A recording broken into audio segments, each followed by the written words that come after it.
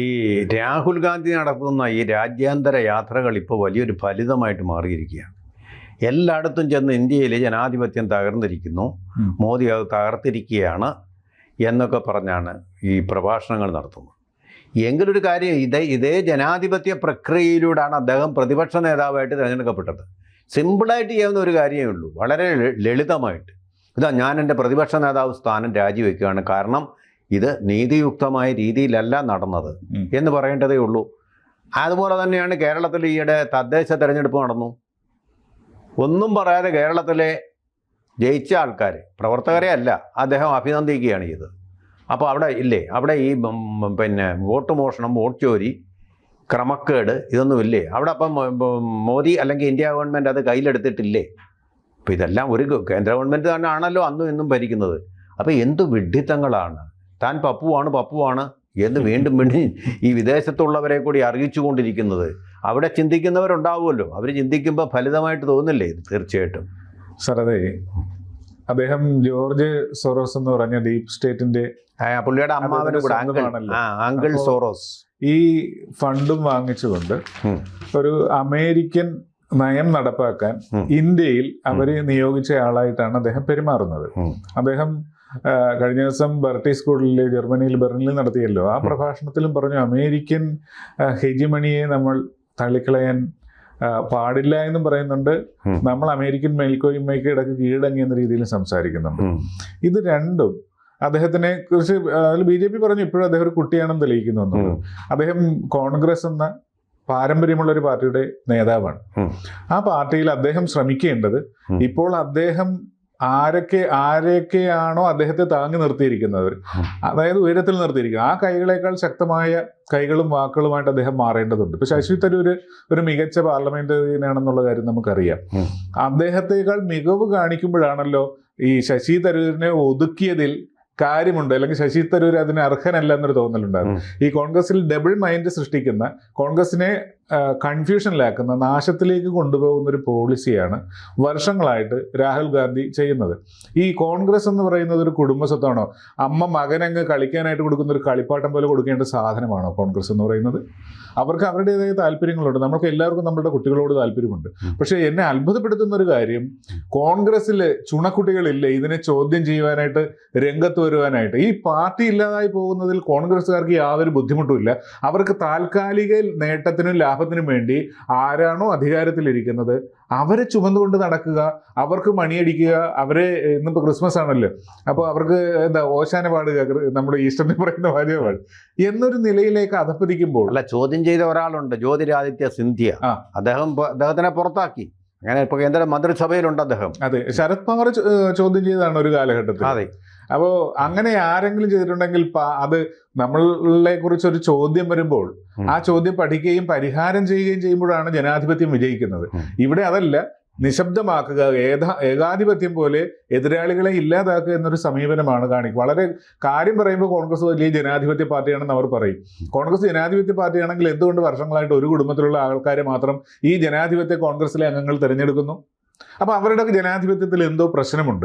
ആ ജനാധിപത്യത്തിലെ പ്രശ്നമാണ് പാർലമെന്റിലെ പടിക്കെട്ടുകൾ ചവിട്ടി കയറുന്നതിൽ നിന്ന് ഓരോ പടികളായിട്ട് എണ്ണി അവർ താഴേക്ക് ഇറങ്ങി പോകുന്നു. ഇതേപോലെ തന്നെ എത്രയോ സംസ്ഥാനങ്ങളിലെ നിയമസഭയിൽ കാലാകാലങ്ങളായിട്ട് ഭരിച്ചിരുന്നവർ ഇന്ന് അങ്ങോട്ട് തിരിഞ്ഞു നോക്കാൻ പറ്റാത്ത, ഒരു MLA പോലും ഇല്ലാത്ത ഗതികേടിലേക്ക് വന്നത് ഈ പ്രതിപക്ഷ നേതൃസ്ഥാനത്ത് അദ്ദേഹം ഇരിക്കുന്നത് കൊണ്ടുകൂടിയാണ് എന്ന് പറയേണ്ടി വരും. ഒരു കാര്യം ഞാൻ പറയാം, നമ്മുടെ മഹാഭാരതമാണ് ഇപ്പോൾ നടക്കുന്നത്. മഹാഭാരതത്തിൽ എങ്ങനെയാണോ മര്യാദയ്ക്ക് നാട് ഭരിച്ച് രാജധർമ്മം നിറവേറ്റിക്കൊണ്ടിരുന്ന യുധിഷ്ഠിരനെ അല്ലെങ്കിൽ ധർമ്മപുത്രരെ ഇല്ലാതാക്കാൻ വേണ്ടി ഗാന്ധാരദേശത്ത് പോയി ശകുനി അമ്മാവിനെയും വിളിച്ചുകൊണ്ട് വന്ന് കള്ളച്ചൂത് കളിച്ചത്, അതുപോലൊരു കള്ളച്ചൂതിൽ ഏർപ്പെട്ടിരിക്കുകയാണ്. ഗാന്ധാരദേശങ്ങളിലല്ല, അന്നോ ഗാന്ധാരദേശത്ത് മാത്രമേ ദുര്യോധനൻ പോയുള്ളൂ എങ്കിൽ ഇപ്പം സകലമാന ദേശങ്ങളിലും ഈ സോറോസ് അമ്മാവൻ്റെ സഹായത്തോടു കൂടി പോയിട്ട് ദുഷ്പ്രചാരണം നടത്തിക്കൊണ്ട് ഇന്ത്യയിലെ ഭരണകൂടത്തെ അട്ടിമറിക്കാനും ഈ രാജ്യത്ത് ചോര ചിന്താനും വേണ്ടിയിട്ടുള്ള ഹീനമായ ശ്രമമാണ് ഈ മൂരിക്കുട്ടൻ നടത്തിക്കൊണ്ടിരിക്കുന്നതെന്നുള്ള കാര്യത്തിൽ ഒരു സംശയമില്ലാത്ത കാര്യമാണ്. ഇതിന് കടിഞ്ഞാണിട്ടില്ലെങ്കിൽ ഇന്ത്യക്ക് എന്താണ് സംഭവിക്കുന്നതെന്ന് പറയാൻ പറ്റില്ല. തീർച്ചയായിട്ടും ഈ ഏതൊരു തീവ്രവാദി ചെയ്യുന്നതിനേക്കാളും ആഴത്തിലുള്ള രാജ്യദ്രോഹമാണ് ഇയാൾ ചെയ്തുകൊണ്ടിരിക്കുന്നത്. സർ, AK ഗോപാലൻ ആദ്യത്തെ നമ്മുടെ പ്രതിപക്ഷ നേതാവായിരുന്നു. നമ്മുടെ ഭരണകൂടവുമായിട്ട് നല്ല ബന്ധമാണ് അദ്ദേഹം പുലർത്തിയിരുന്നത്. വാജ്പേയിയുടെ കാലഘട്ടം നോക്കും, അദ്ദേഹം പ്രതിപക്ഷ നേതൃസ്ഥാനത്ത് ഇരുന്നപ്പോൾ യുദ്ധമുണ്ടായപ്പോൾ ഇന്ത്യയുടെ ദുർഗയാണെന്ന് പറഞ്ഞ് ഇന്ത്യയോടൊപ്പം നിൽക്കുകയാണ് ഇരുന്നത്. എന്നാൽ ഇവിടെ ഇദ്ദേഹം വന്നതിന് ശേഷം അത് തന്നെയാണ് ശശി തരൂരിന്റെ രാഷ്ട്രീയവും പിന്തുടരുന്നത്. അതെ, ഇദ്ദേഹം വന്നതിന് ശേഷം സർജിക്കൽ സ്ട്രൈക്ക് നടക്കുമ്പോൾ രാജ്യം അതിന് ഇദ്ദേഹത്തോട് കണക്ക് പറയണം. രാജ്യം അത് ചിന്തിക്കേണ്ട ഒരു സമയത്തിലല്ല. അതായത് ഇന്ന് ആക്രമണം നടത്തിയാൽ ഇന്ന് തന്നെ പ്രസ്താവന വരികയാണ്. പിന്നെ തീവ്രവാദി ആക്രമണം നടത്തിയിട്ടുണ്ടെങ്കിൽ അതിനെ അപലപിക്കുക അദ്ദേഹത്തിന്റെ അജണ്ടയിലില്ല. മറിച്ച് അത് ഗവൺമെന്റിന്റെ പിടിപ്പുകേടാണെന്ന് പറയും. ഈ പിടിപ്പുകേടാണെന്ന് പറയുമ്പോൾ തന്നെ ഓർക്കുക, അമേരിക്കയിലെ ട്വിൻ ടവർ തകർക്കപ്പെട്ടു, ഏറ്റവും സുരക്ഷയുള്ളതാണ്. ഇസ്രായേലിനെ കടന്ന് ആക്രമിക്കൂ, അവരുടെ സുരക്ഷാ സംവിധാനത്തെ നമുക്ക് ഒരിക്കലും പാളുമെന്ന് പറയണ്ടില്ല. അപ്പൊ തീവ്രവാദികൾ വിചാരിച്ചാൽ എവിടെ ആക്രമിക്കാൻ പറ്റും? ക്രെംലിന്റെ ചുറ്റും ഡ്രോണുകൾ വന്നു. ചൈന ഇനി അതെല്ലാം പോട്ടെ, ചൈന അവരുടെ ബലൂൺ വളരെ സാവധാനം പോകുന്നതാണ്, അമേരിക്കയിൽ വരെ പറത്തി. ഒരു രാജ്യത്തിന്റെ സുരക്ഷ എന്ന് പറയുന്നത് പഴുതുകളുള്ളത് തന്നെയാണ്. അതല്ലാതെ അടച്ച സുരക്ഷയുള്ള ഒരു രാജ്യവുമില്ല. ഇന്ത്യയും അങ്ങനെ തന്നെയാണ്. അങ്ങനല്ല, ഞാൻ ഒരു ഇന്റലിജൻസ് വിദഗ്ധൻ പറഞ്ഞ കാര്യം, നമ്മൾ 99 തടയും, പക്ഷെ ഒരെണ്ണം വിജയിക്കും. ഒരെണ്ണത്തിന് വേണ്ടിയിട്ട് ഇന്റലിജൻസ് പരാജയപ്പെട്ടു എന്ന്. ഇന്റലിജൻസിന് അത്രേ പറ്റൂ. 99 തടയുക എന്നുള്ളതാണ് ഇന്റലിജൻസിന്റെ വിജയം. ഒരെണ്ണം തടയാതിരുന്നു എന്നുള്ളത് പരാജയമല്ല. അതെ.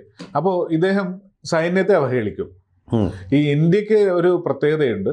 നമ്മൾ വളരെ ഈ 2014 ശേഷമുള്ള ഇന്ത്യയുടെ വളർച്ച അതിന് മുൻപുണ്ടായിരുന്നു കേട്ടോ. മൻമോഹൻ സിംഗിന്റെ കാലത്ത് ഇന്ത്യ ഈ പാതയിലേക്കായിരുന്നു, വളർച്ചയിലേക്കായിരുന്നു. എന്നാൽ അതിനുശേഷം നയങ്ങൾ കടുകട്ടിയാക്കുക എന്ന് വെച്ചിട്ടുണ്ടെങ്കിൽ വിദേശ നയത്തിൽ പാളിച്ചകളിലും പഴുതും ഇല്ലാത്ത രീതിയിൽ നമ്മൾ നയങ്ങളെ ക്രമീകരിച്ചു. അതോടുകൂടി നമ്മൾ സ്റ്റെപ്പ് ബൈ സ്റ്റെപ്പായിട്ട് ഉയർന്നുകൊണ്ടിരിക്കുകയാണ്. അപ്പം നമ്മളുടെ നാട്ടിൽ ഇതിനെതിരെ തീവ്രവാദി ആക്രമണങ്ങൾ പാകിസ്ഥാൻ നടത്തുന്നുണ്ട്, ഒരു ശത്രു രാജ്യം എന്ന രീതിയിൽ. അമേരിക്ക അവരുടേതായ നയങ്ങൾ ഉപയോഗിച്ചുകൊണ്ട് ഇന്ത്യയുടെ വളർച്ചയെ തടയാനായിട്ട് പല കണ്ടീഷൻസും വെക്കുന്നുണ്ട്, ട്രേഡ് വാർ ഉൾപ്പെടെ. ചൈന അവരാൽ കഴിയുന്ന ശ്രമിക്കുന്നുണ്ട്. പക്ഷെ ഇതിനേക്കാളൊക്കെ മികച്ച രീതിയിൽ ഇന്ത്യ വിരുദ്ധത ഇദ്ദേഹം പ്രകടിപ്പിച്ചുകൊണ്ടാണ് ഇരിക്കുന്നത്. ഇതുകൊണ്ടുള്ള ദോഷം എന്താണെന്ന് വെച്ചിട്ടുണ്ടെങ്കിൽ, ഇപ്പോഴും കോൺഗ്രസിൽ വിശ്വസിക്കുന്ന, ഇനിയും കോൺഗ്രസിൽ ഭരണത്തിലേക്ക് വരുമെന്ന് പറഞ്ഞൊരു കരുതുന്ന രാജ്യസ്നേഹികളായ നിരവധി ആൾക്കാർ കോൺഗ്രസിലുണ്ട്. അവർക്ക് ഇതിനെ മറികടക്കുവാനായിട്ട് ഒരു ഗ്രൂപ്പ് ഉണ്ടാക്കുവാനോ അല്ലെങ്കിൽ ഇതിനെക്കുറിച്ച് അഭിപ്രായം പറഞ്ഞ് എഴുന്നേറ്റ് നിൽക്കുവാനോ പറ്റാത്ത രീതിയിൽ അവരെ എല്ലാം നിശബ്ദരാക്കിയിരിക്കുന്നു ഇദ്ദേഹത്തിന്റെ ഈ പറയുന്ന പ്രതിപക്ഷ നേതാവെന്ന അലങ്കാര സ്ഥാനം. ഓർക്കേണ്ട ഒരു കാര്യം കൂടെ ഉണ്ട്. ഇന്ത്യ സഖ്യം എന്ന് പറയുന്ന ഇന്ത്യ സഖ്യം, ഈ ഇന്ത്യ സഖ്യത്തിൽ ആരാണ് ഇദ്ദേഹത്തെ അംഗീകരിക്കുന്നത്? ഗതികേട് കൊണ്ട് CPM അംഗീകരിക്കുന്നുണ്ട്. കാരണം അവരുടെ ലേബലിലാണ് എങ്ങോട്ടെങ്കിലും ജയിച്ച് പാർലമെന്റിലേക്ക് കയറാനായിട്ട് പറ്റണമെങ്കിൽ കോൺഗ്രസിന്റെ വോട്ട് കൂടെ വേണം. അതൊരു മധുര പ്രതികാരമാണ് കോൺഗ്രസിന്റെ. കാരണം ഇന്ന് BJP എങ്ങനെയാണോ എതിർക്കുന്നത് അതേപോലെ തന്നെ കോൺഗ്രസിനെ കാലാകാലങ്ങളായിട്ട് എതിർത്തുകൊണ്ട് ബന്ധും ഹർത്താലും എന്തിന് കൊലപാതക രാഷ്ട്രീയം വരെ നടത്തിയൊരു CPM ഇപ്പോൾ അവരുടെ പാദസേവ ചെയ്യേണ്ട ഒരു അവസ്ഥയിലേക്ക് എത്തിയിട്ടുണ്ടെങ്കിൽ അത് കാലത്തിന്റെ കാവനീതി എന്നൊക്കെ നമ്മൾ പറയുന്നതാണ്. അടുത്തത്, ഇദ്ദേഹം കടുത്ത BJP വിരുദ്ധനായിട്ടാണ് പെരുമാറുന്നത്. ആയിക്കോ, അത് ആഭ്യന്തര രാഷ്ട്രീയത്തിലല്ലേ ചെയ്യേണ്ടത്? വിദേശത്ത് പോയി ഇദ്ദേഹത്തിന്റെ സ്റ്റാറ്റസാണ് കളയുന്നത്. ഇദ്ദേഹം അടുത്ത പ്രധാനമന്ത്രിയായിട്ട് വന്നാൽ, അങ്ങനെയാണല്ലോ അദ്ദേഹത്തിന്റെ ആഗ്രഹം, അല്ലെ കോൺഗ്രസ്സുകാരുടെ പ്രതീക്ഷ. അങ്ങനെ ഒരു സ്ഥാനത്തേക്ക് വന്നിട്ടുണ്ടെങ്കിൽ ഈ പറഞ്ഞതൊക്കെ ഇദ്ദേഹം ഭരിക്കുന്ന രാജ്യത്തെക്കുറിച്ചാണ്. അന്ന് മീഡിയകളെല്ലാം ഇത് പൊക്കിക്കൊണ്ടുവരും. ഇന്ത്യയുടെ ജനാധിപത്യം എങ്ങനെയാണ്, ഇന്ത്യയിലെ പ്രതിപക്ഷ നേതാവിന്റെ വാക്കുകൾ ഇന്നത്തെ ഭരണാധിപന്റെ എന്ന രീതിയിൽ വരും.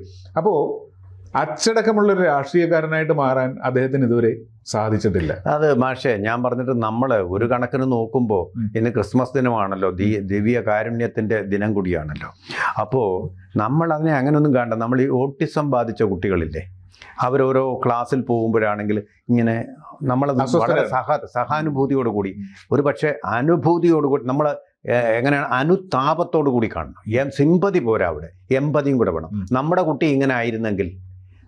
ഇങ്ങനെ ആയിരുന്നെങ്കിൽ ഒരു ചിന്ത വേണം. സോണിയാമ്മയുടെ കുട്ടി ഇങ്ങനെ ആയിപ്പോയി, ആ കുട്ടി വിദേശത്ത് എന്നിങ്ങനെ ഓട്ടിസം ബാധിച്ച കുട്ടികൾ കാണിച്ചുകൊണ്ട് ലെവൽ കെട്ടുകൊണ്ട് തുപ്പലൊഴിപ്പിച്ച് വായിന്നില്ല ലസികാഗ്രന്ഥികളിൽ നിന്ന് വരുന്ന ലസിക ഇങ്ങനെ ഉമിനീരിങ്ങനെ ഒലിപ്പിച്ചുകൊണ്ടും ഒക്കെ ഇരിക്കുകയാണ്. കഷ്ടം തോന്നുകയാണ്. അതുപോലെയാണ് സ്വന്തം നാടിനെ പറ്റി, സ്വന്തം അമ്മയെപ്പറ്റി അപഖ്യാതികൾ ചെന്ന് പറയുന്ന ഒരു അവസ്ഥയിൽ ഇങ്ങനെ ആ വൃത്തികേടുകൾ കാണിക്കൊണ്ട് നോർമലായിട്ടും മാനേഴ്സോടും കൂടി പെരുമാറാൻ അറിയാതെ പോകുമ്പോൾ ആ മഹാത്മാഗാന്ധി ആദ്യമായിട്ട് കടൽ കടന്നു പോയപ്പോൾ വലിയ എതിർപ്പുണ്ടായിരുന്നു, ബിലാത്തി യാത്ര. പക്ഷേ അദ്ദേഹം അവിടുത്തെ ഇംഗ്ലീഷുകാരൻ്റെ മാനേഴ്സ് പഠിച്ചു. അതാണ് അദ്ദേഹം ആദ്യം ചെയ്തത്. അതുപോലെ ഒരു പരിവർത്തനം ഉണ്ടാക്കാൻ ആ അമ്മ ഒന്ന് ശ്രമിച്ചു കഴിഞ്ഞാൽ പറ്റും. ആ അമ്മ നല്ലപോലെ വളർത്തണം. ബ്രിങ്ങിങ് അപ്പ് എന്ന് പറയുന്നുണ്ടല്ലോ, നല്ല രീതിയിൽ, അല്ലെങ്കിൽ ഇങ്ങനെയൊക്കെ സംഭവിക്കും. ഓട്ടിസം ബാധിച്ച കുട്ടികളെയും നല്ല രീതിയിൽ വളർത്തിയെടുത്ത് നല്ല മിടുക്കന്മാരായിട്ട് പറ്റും. അമ്മ വിചാരിക്കണം. ഇതില് നമ്മൾക്ക് ലോകത്തിലെ ഐക്യരാഷ്ട്രസഭയിൽ രജിസ്റ്റർ ചെയ്തിരിക്കുന്ന 160-ലേറെ രാജ്യങ്ങളുണ്ട്. 200-നടുത്ത് രാജ്യങ്ങൾ അല്ലാതെ തന്നെ ഉണ്ട് എന്നാണ് എൻ്റെ അറിവ്. ഇത്ര അധികം രാജ്യങ്ങളിൽ ഭരണകക്ഷിയും പ്രതിപക്ഷ സ്ഥാനവുമുണ്ട്. ഇന്ന് വരെ ഇന്ത്യ ഇത്രയും വലിയ ജനാധിപത്യ രാഷ്ട്രമാണല്ലോ. ഈ ഇന്ത്യയിൽ വന്ന് ലോകത്തിലെ ഏതെങ്കിലും ഒരു രാഷ്ട്രത്തിലെ പ്രതിപക്ഷ നേതാവ് ആ രാജ്യത്തെക്കുറിച്ച് മോശം പറഞ്ഞിട്ടുണ്ടോ? ഇനി ഏതെങ്കിലും ഓട്ടിസം ബാധിച്ചിട്ടില്ല, ഏതെങ്കിലും ഒരു പ്രതിപക്ഷ നേതാവ് എവിടെയെങ്കിലും ചെന്ന് ഇതേപോലെ അദ്ദേഹത്തിന്റെ രാജ്യം മോശമാണെന്ന് പറഞ്ഞ ചരിത്രമില്ല. അതായത് ഡിപ്ലോമസി എന്ന് പറയുന്ന ഒരു രാജ്യത്തിന്റെ പ്രതിപക്ഷ നേതാവും അതോടൊപ്പം തന്നെ ഭരണകക്ഷിയും കൂടെ ഒന്നിച്ച് പാലിക്കേണ്ട ഒരു കാര്യമാണ് അന്താരാഷ്ട്ര ബന്ധങ്ങളും മര്യാദകളും. ഈ വായിൽ നിന്ന് പോകുന്ന വാക്കുകൾ ഉൾപ്പെടെ ഒരു രാജ്യത്തിന്റെ പ്രതിനിധിയായിട്ടാണ് പ്രതിപക്ഷ നേതാവിനെ ലോകം കാണുന്നത്. തീർച്ചയായിട്ടും അദ്ദേഹം ചെയ്യുന്നത് രാജ്യത്തോട് ചെയ്യുന്ന വലിയൊരു അപരാധമാണ്. ഇത് രാഷ്ട്രവിരുദ്ധ ശക്തികൾക്ക് ഇന്ധനം പകരുന്ന ഒരു കാര്യമാണ്. പക്ഷേ ശരീരത്തിന് മാത്രം മസിലുണ്ടായിട്ട് കാര്യമില്ല, മനസ്സിനൊരു മസിൽ വേണം. അതില്ലാത്ത ഒരു കുട്ടി, മനസ്സുകൊണ്ട് ദുർബലനായ ഒരു കുട്ടിയോട് നമുക്ക് ഈ ക്രിസ്മസ് ദിനത്തിൽ സഹാനുഭൂതിയോടുകൂടി അവന് നല്ലത് തോന്നട്ടെ, നല്ല നാളെ വരട്ടെ എന്ന് മാത്രം പ്രാർത്ഥിക്കുക. അതിനെ അവഗണിച്ചേക്കുക എന്നാണ് ഞാൻ പറയുന്നത്. ഇനി കാരണം നന്നാവുമ്പോൾ എന്നെ തല്ലണ്ട അമ്മ, ഞാൻ നന്നാവില്ല എന്ന് പറയുന്ന പോലെ പറഞ്ഞുകൊണ്ടിരിക്കുന്ന ഒരു കുട്ടിയെക്കുറിച്ച്, വേറെ കുട്ടിയെക്കുറിച്ച് നമുക്ക് എന്ത് പറയാൻ? നമ്മുടെ കോൺഗ്രസ്സുകാരാ. അയാൾക്ക് വേണ്ടി എയർ ടൈം നമ്മൾ നശിപ്പിച്ച് കളയണ്ട. കോൺഗ്രസിനെയും നശിപ്പിക്കും, രാജ്യത്തെ നശിപ്പിക്കുന്നത് നടക്കില്ല, ഉറപ്പാണ്. അത് ഗ്യാരണ്ടിയാണ്, മോദി ഗ്യാരണ്ടിയാണ്. കൂടുതൽ വാർത്തകളും വിശേഷങ്ങളും നിങ്ങളിലേക്ക് എത്താൻ ABC മലയാളം സബ്സ്ക്രൈബ് ചെയ്യുക, ബെൽ ബട്ടണും അമർത്തുക.